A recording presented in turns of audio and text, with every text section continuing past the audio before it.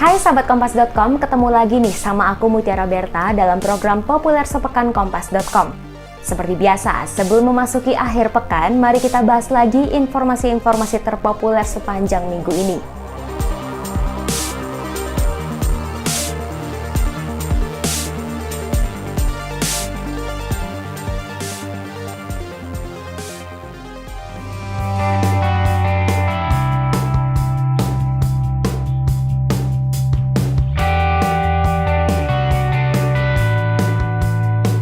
Berita terpopuler pertama datang dari pendiri Amazon sekaligus orang terkaya di dunia, Jeff Bezos. Bezos resmi meluncur keluar angkasa pada Selasa 20 Juli 2021 dan kembali dengan selamat. Ia meluncur menggunakan roket otomatis tanpa pilot New Shepard yang dikembangkan oleh perusahaannya sendiri, Blue Origin. Bezos pergi keluar angkasa bersama adiknya Mark Bezos dan juga dua penumpang lainnya. Mereka adalah Welly Fang, veteran pilot wanita berusia 82 tahun, dan juga Oliver Damon, seorang turis asal Belanda berusia 18 tahun. Keempatnya menghabiskan waktu sekitar 11 menit dalam misi wisata luar angkasa pertama bagi manusia. On how it felt? Oh my God! The most profound piece of it for me was looking out at the Earth and looking at the Earth's atmosphere. Every astronaut, everybody who's been up into space, they say this, that it changes them and they look at it and they're kind of amazed and awestruck by the Earth and its beauty, but also by its fragility. And I can vouch for that. Bukan hanya Bezos, pada 11 Juli 2021, Richard Branson yang juga seorang miliarder telah melakukan perjalanan luar angkasa. Ia terbang menggunakan roket Virgin Galactic miliknya bersama 5 penumpang lain. Perjalanan ruang angkasa yang dilakukan Bezos dan Branson adalah pengingat bahwa luar angkasa tak lagi hanya tempat untuk mempelajari alam semesta bagi para ilmuwan.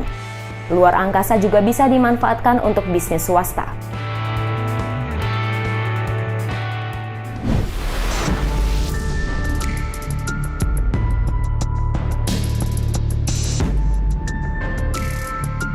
Berita terpopuler selanjutnya, pemerintah akhirnya memutuskan untuk memperpanjang PPKM darurat hingga 25 Juli 2021. Sebelumnya PPKM darurat dijadwalkan selesai pada 20 Juli 2021 lalu. Namun demikian, pemerintah akan melakukan evaluasi terkait kebijakan ini. Bila tren kasus COVID-19 di Indonesia menurun, maka pemerintah akan melakukan pelonggaran mulai tanggal 26 Juli 2021. Jika tren kasus terus mengalami penurunan, maka tanggal 26 Juli 2021 pemerintah akan melakukan pembukaan secara bertahap. Sementara itu, Menteri Koordinator Bidang Kemaritiman dan Investasi Luhut Binsar Panjaitan menyebut istilah PPKM darurat kini berubah menjadi PPKM level 4. Perubahan ini sesuai dengan instruksi dari Presiden Joko Widodo.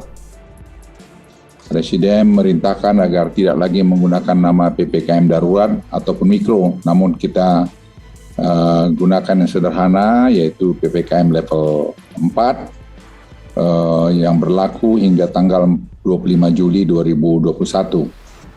Aturan PPKM level 4 ini sudah dituangkan dalam instruksi Mendagri 22 tahun 2021. Jadi nanti ada PPKM level 1 sampai level 4. Level 4 yang paling tinggi yang seperti sekarang kita sedang jalani. Penetapan level wilayah akan berpedoman pada indikator yang ditetapkan oleh Menkes. Indikator itu yakni laju transmisi COVID-19, respons sistem kesehatan, dan kondisi sosiologis masyarakat.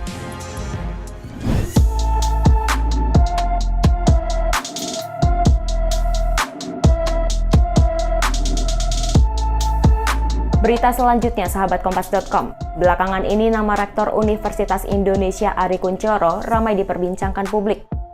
Nama Ari Kunchoro disorot lantaran dirinya merangkap jabatan sebagai Wakil Komisaris Utama BRI. Sejumlah pihak menilai rangkap jabatan itu sebagai bentuk pelanggaran. Ari dinilai melanggar pasal 35 huruf C Peraturan Pemerintah Nomor 68 Tahun 2013 tentang Statuta UI.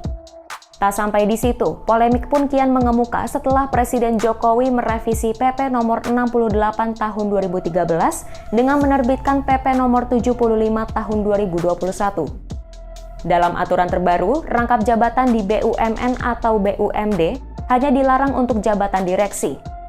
Hal ini pun membuat publik kian menyoroti Ari lantaran dianggap mendapat pembelaan dari pemerintah setelah sebelumnya melanggar statuta. Bahkan pada Rabu 21 Juli 2021, Rektor UI menjadi trending nomor 1 di Twitter Indonesia. Banyak netizen yang mengolok-olok soal Rektor UI ini. Usai ramai dikritik, pada Kamis 22 Juli 2021, Ari Kunchoro dikabarkan memutuskan untuk mengundurkan diri dari jabatan Wakil Komisaris Utama Bank BRI. Kementerian BUMN telah menerima surat pengunduran diri Ari dan menginformasikannya secara resmi kepada perseroan. Informasi ini dapat diakses pada situs web Bursa Efek dan Perseroan pada 22 Juli 2021.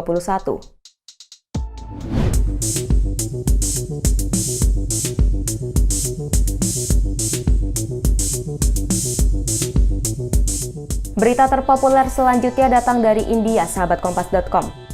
Selain berkutat dengan COVID-19, India juga melaporkan lonjakan kasus jamur hitam yang sangat signifikan.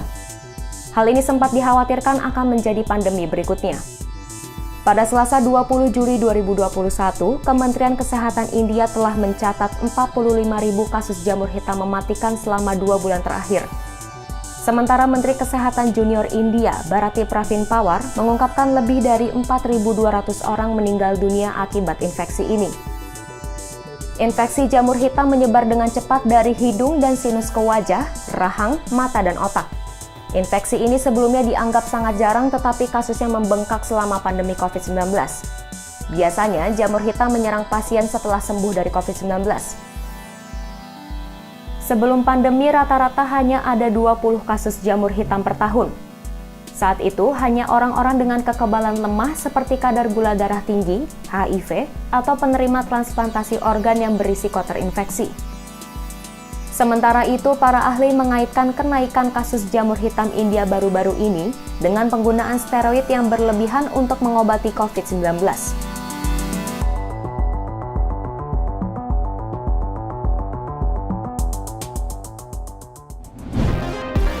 Demikian populer sepekan kali ini. Simak informasi-informasi terupdate lainnya hanya di Kompas.com. Happy weekend!